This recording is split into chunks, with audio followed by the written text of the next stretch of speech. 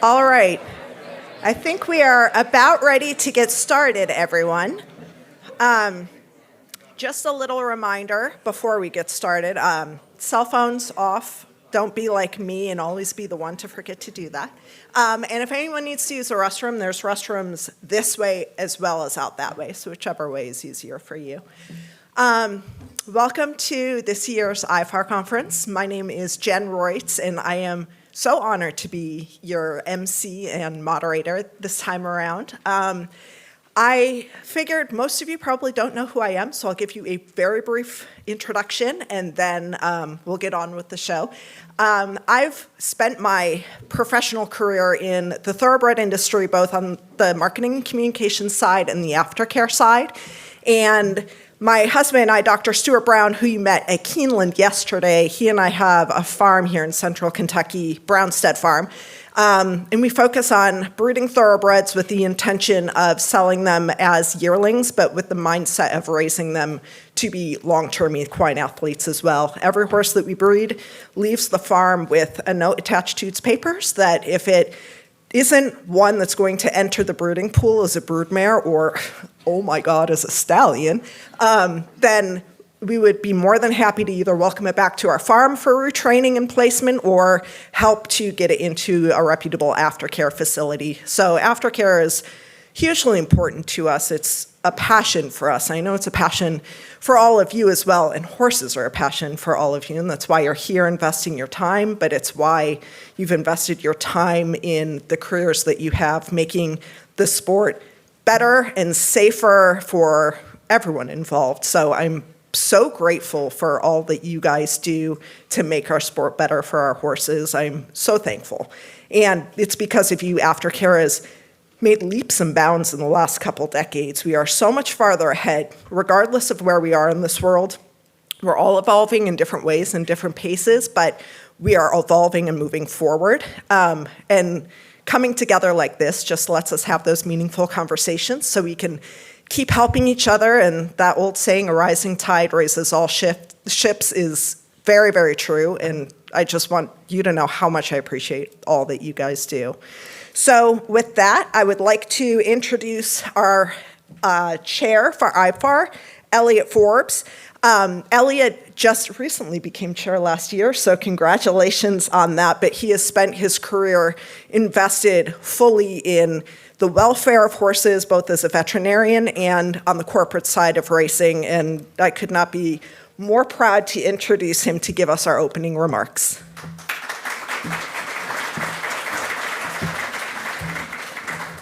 Good morning. Thank you, Jen. Well, I can't say how excited I am to be here and how proud I am to open the 2025 IFAR conference.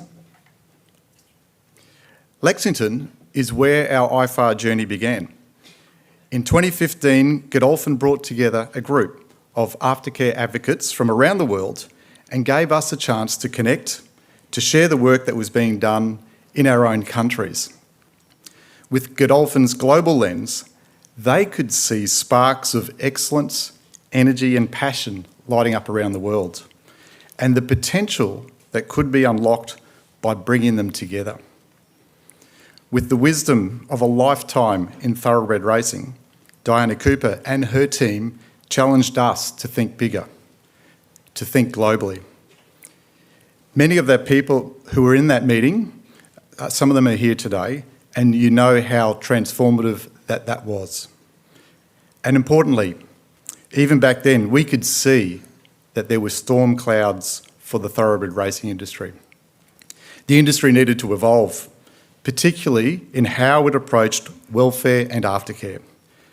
Godolphin brought us back together again a year later in Newmarket, and that's where IFAR was born. And now, nearly a decade on, we are proud of our progress, our global partnerships, our shared voice, but this is just the start. In fact, we've only just begun to realise the scale of our ambition. This year's event marks an important opportunity. Over the last few years, our conferences have been held in partnership with our friends and colleagues at the Asian Racing Federation, and those partnerships gave us extraordinary reach to delegates from more than 30 countries from around the world. We've taken the conference from South Korea to South Africa to Australia and recently Japan.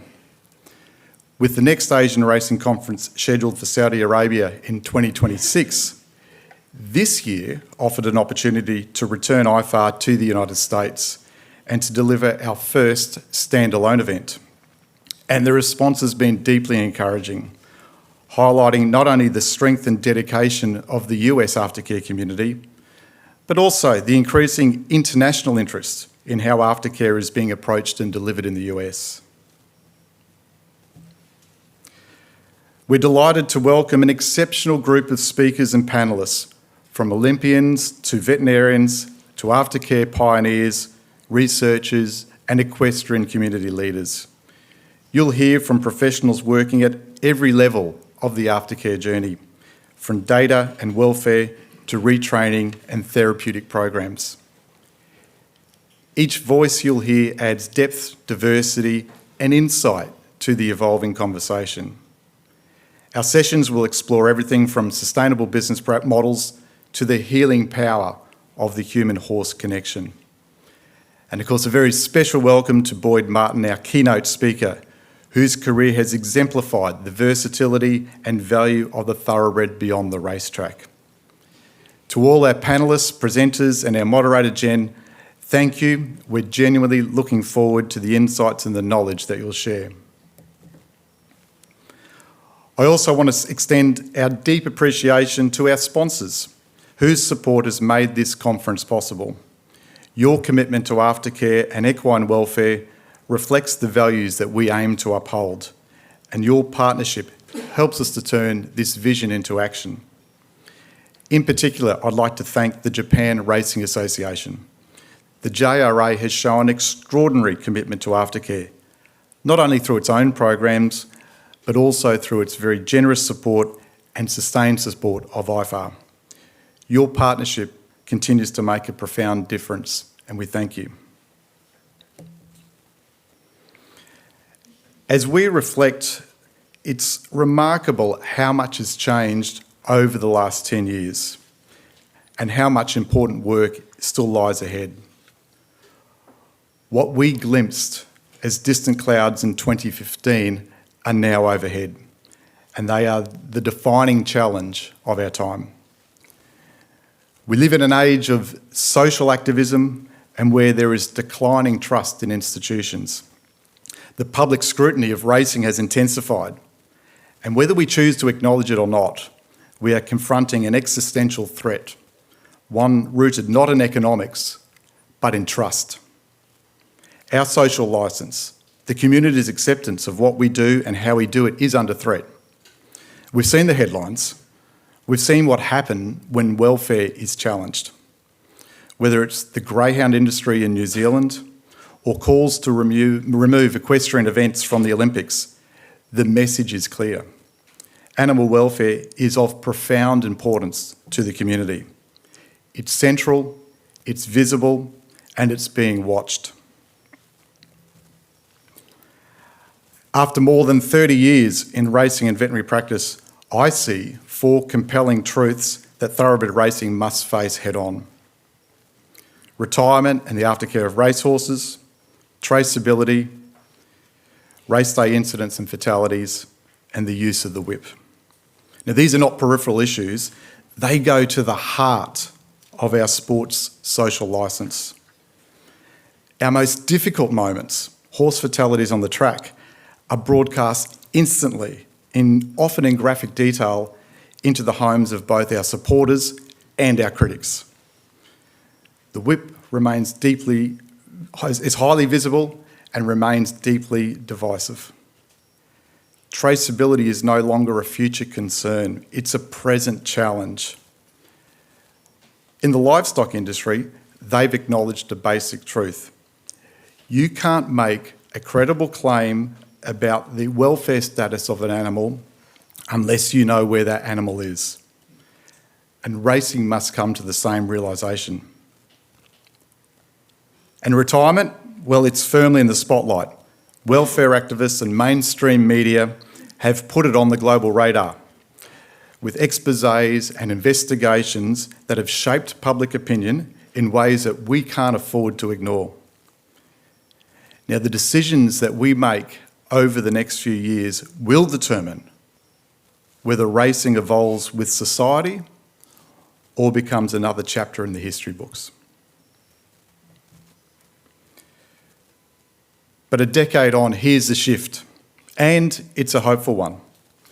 Many of these challenges are now solvable. Technology, data, and a greater openness to reform have changed the game.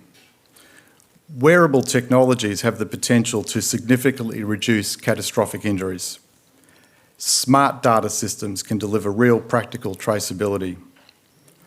We now have a deeper understanding of what drives trust in horse sports. At our most recent conference in Japan, Dr. Rolly Owers from World Horse Welfare presented groundbreaking research from the UK, introducing new models that help us better understand how the public grants, questions, or withdraws its acceptance of an industry. This more sophisticated appreciation of trust just doesn't offer insight, it gives us a practical roadmap, a way to strengthen our social licence, backed by evidence, not assumptions. And it makes the case for reform all the more compelling, because trust isn't built on intention alone, it's built through action.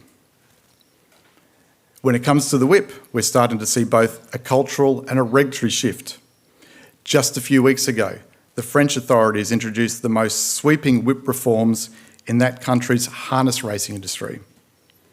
And in New Zealand, we've just proposed the most radical adjustment to our whip rules in jumps racing, which are now being reviewed by industry.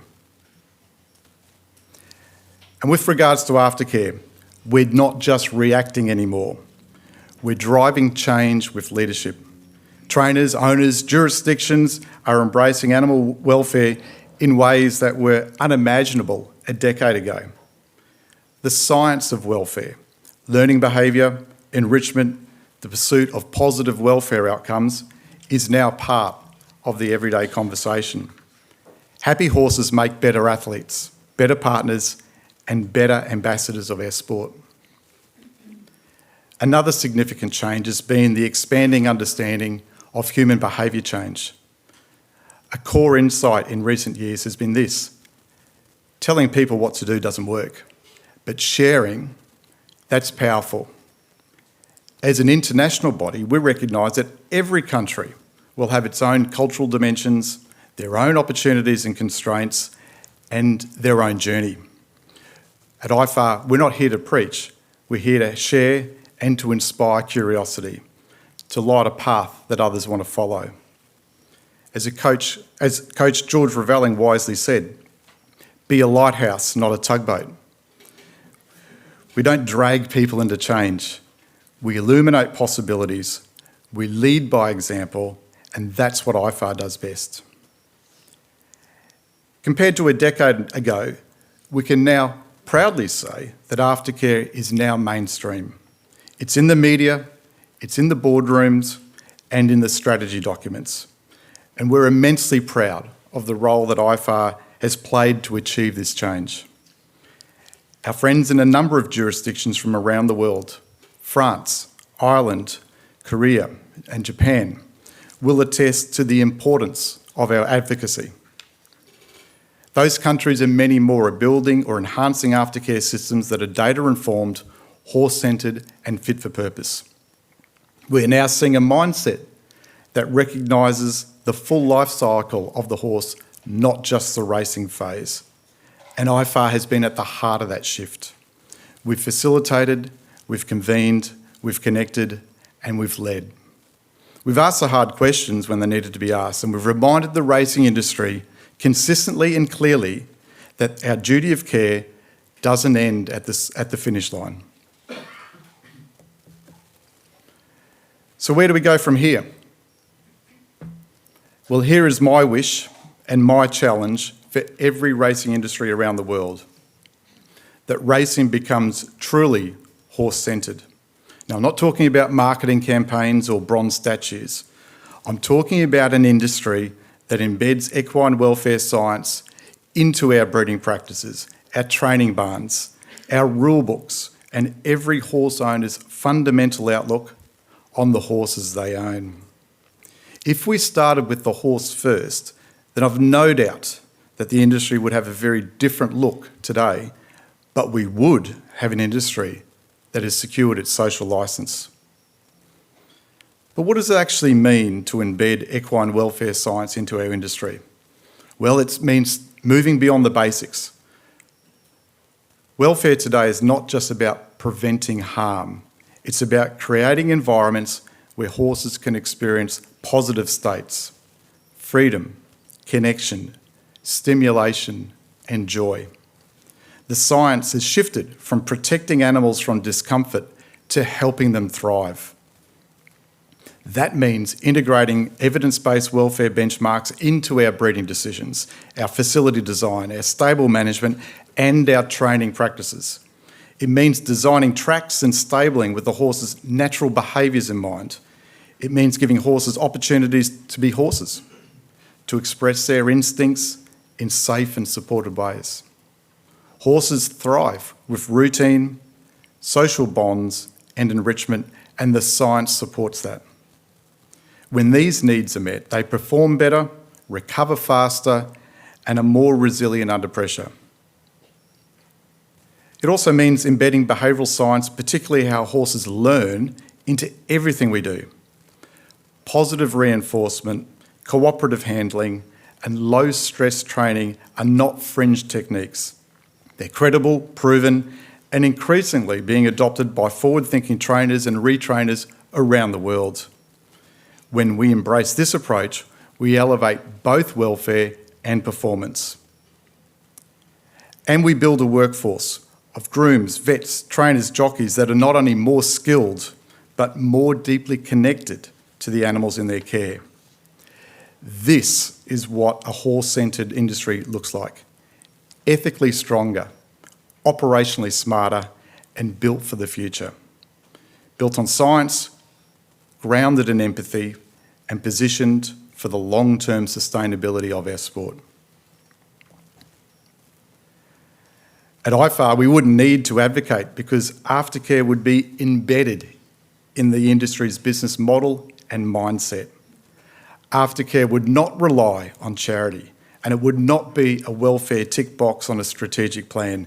It would instead be a core function of the industry. From breeding to retirement, there would be visibility, accountability, and compassion at every stage. But more fundamentally, this isn't just about strategies, operations, or securing social licence. It's about values. It's about honouring the human-horse bond, the deep, almost spiritual connection that lies at the heart of our sport. We don't need perfect systems, we need committed people. We don't need all the answers today, but we do need the courage to keep asking the right questions. And we don't do this alone. We have each other, we have IFAR. We want to build a future where aftercare isn't just something we do, it's who we are. The speakers that you'll hear from today are living examples of this philosophy in action. I have every confidence that you'll find their insights informative, inspiring, and thought-provoking. Let this be the year that we shift from conversation to action, where aftercare becomes not just a commitment, but a cornerstone of who we are. These conferences are an invaluable tool, and as we strive for that goal, as you will hear in this welcome message from our presenting sponsor, the Japan Racing Association. Thank you and welcome to the 2025 IFAR Conference.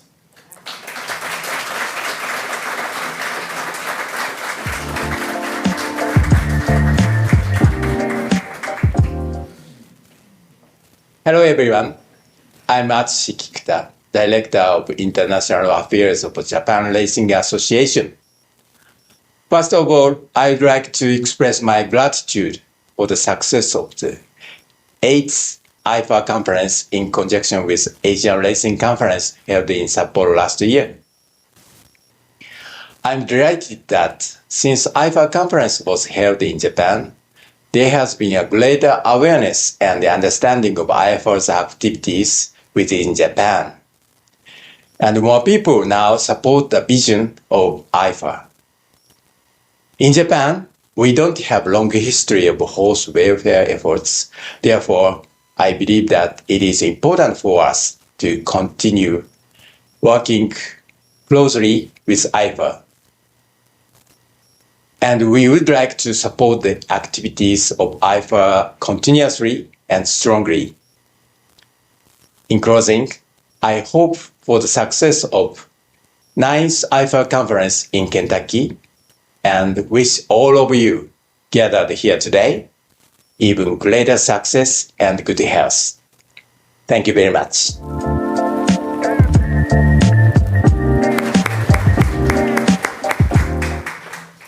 That was a wonderful video. Thank you to the JRA for all of their support, and thank you, Elliot, for a very comprehensive overview of everything that IFAR has done and the challenges we're facing and what we want the world to look like for our horses.